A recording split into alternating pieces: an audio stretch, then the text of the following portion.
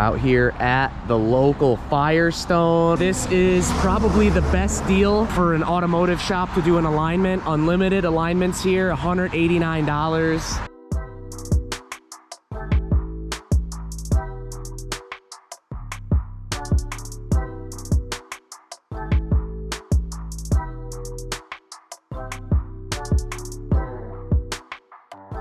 All right, so the alignment went well. They were able to do it with my install. I mean, I don't think I really hacked it up too bad. I think I did a somewhat legit job for my past history, but yeah, alignment's all good.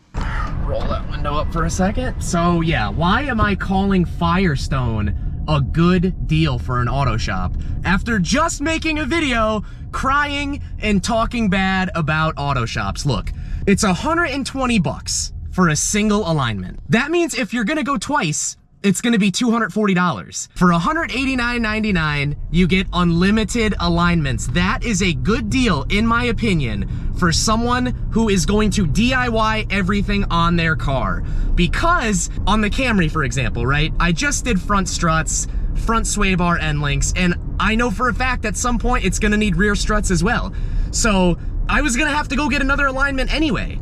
And now that I have unlimited alignments, I might just take it, you know, once every 6 months anyway, no matter what. Even if it's off, not off, doesn't really matter. And I went to the Bristol one, and I chatted with the guy at the front for a little bit, and I picked his brain on the drifting stuff. I said, look, you know, me and my buddies, we all have S13s, and not really a lot of people are willing to do lowered car alignments, drift car alignments, and he pointed me to the Newington Firestone location. He said they have an in-ground alignment rack, and they will do drift cars, they will do slammed cars, and the unlimited alignment pass still works on the drift cars from the Newington location, so that is pretty cool. I think I'm gonna have to check that out. I know Kyle is super interested. He's actually the one that got me to even ask that guy in the first place. So all in all, like I said, I think Firestone is a pretty good deal for an auto shop, specifically for alignments.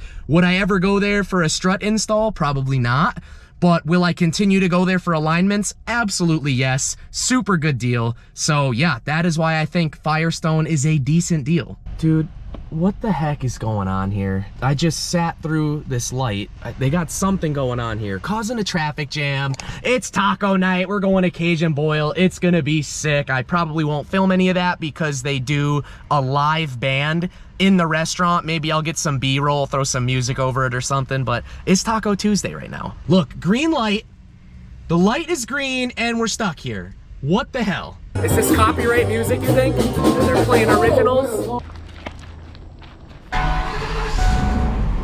So my sister's moving into a new apartment today, and me and my brother have been tasked with helping move. Yeah, check out the steering setup on this U-Haul. As you can see, you know, the front end is real nice and tight. Alignment's real good.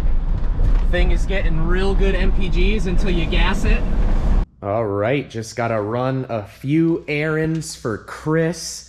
I gotta mail the plates off the Z back to Mark. Big shout out to Mark. Follow him on YouTube. He's got a YouTube channel. I think he daily vlogs. I can't wait to go back down there and hang out with him. Before we get into the little, you know, Rudnik's Operation Exposed part of this video, be sure to check out my newest video on Instagram. I filmed a new video on there. I think it came out pretty sick. So check that out if you're bored and you want some good summer vibes. Here is the Rudnik Exposed part of this video. So you guys know this is my build on the Racer Miata channel, which, you know, big shout out to Chris for letting me drive this thing and letting me, you know, put my personal touch on it. Yeah, it's a fun car, but there's a dirty secret truth about this thing that he didn't talk about on his channel, but I am now dealing with the repercussions of. How do I word this without seeming like an ungrateful piece of shit? This car right here, you know, it's got some secret gremlins that I'm gonna expose right now. So this car has no paperwork at all. It has no title,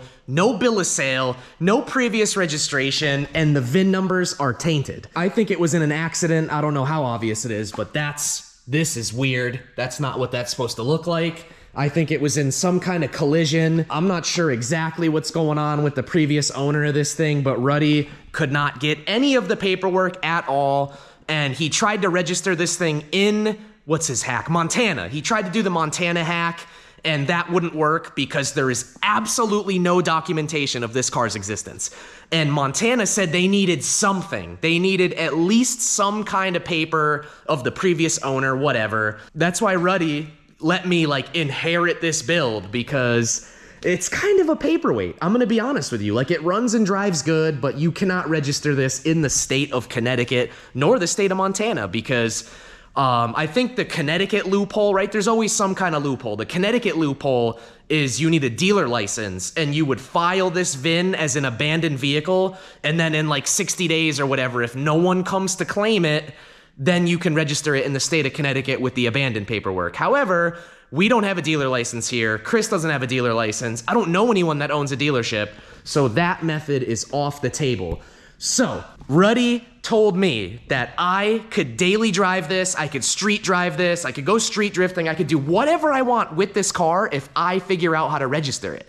So, there is one loophole in the state of Maine that I might try. I'll keep you guys posted with that, because I do want to street drive this.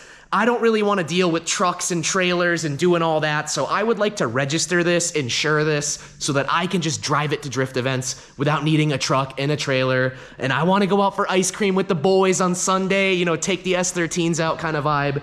So it is now my job to figure out how to register this thing. Like I said, I have one possible loophole. Like, half of me wants to do it just for that aspect of it, but the other half of me like couldn't be bothered dealing with this paperwork nightmare. So yeah, that's the little backstory on this vehicle. So Chris said if I ever want to quit the Ricer Miata channel, right, quit his operation, I would just have to buy this from him if I want to keep it. Which, what's the value of a clapped 240 with no paperwork at all? It's got to be half, right?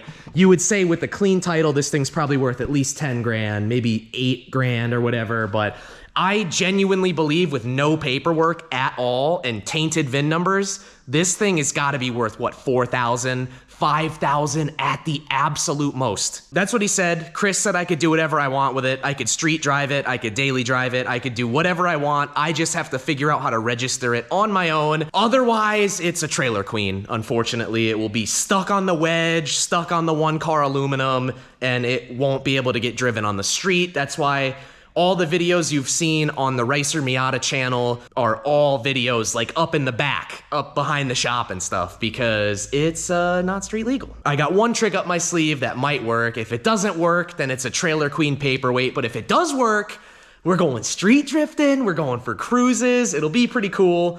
So yeah, that's the deal. That's the dirty secret truth with this car. Exposed. It's my build on the Ricer Miata channel, but Chris does still own it. Like I said, if I ever want to quit the operation, I will have to buy it off of him if I want to keep it in my name and like leave with the car. But I have no intention of leaving the Ricer Miata operation. I think it's definitely some of the most fun I've had in years, and I don't see a reason as to why I would ever want to quit or leave or whatever, because all around it's a great time.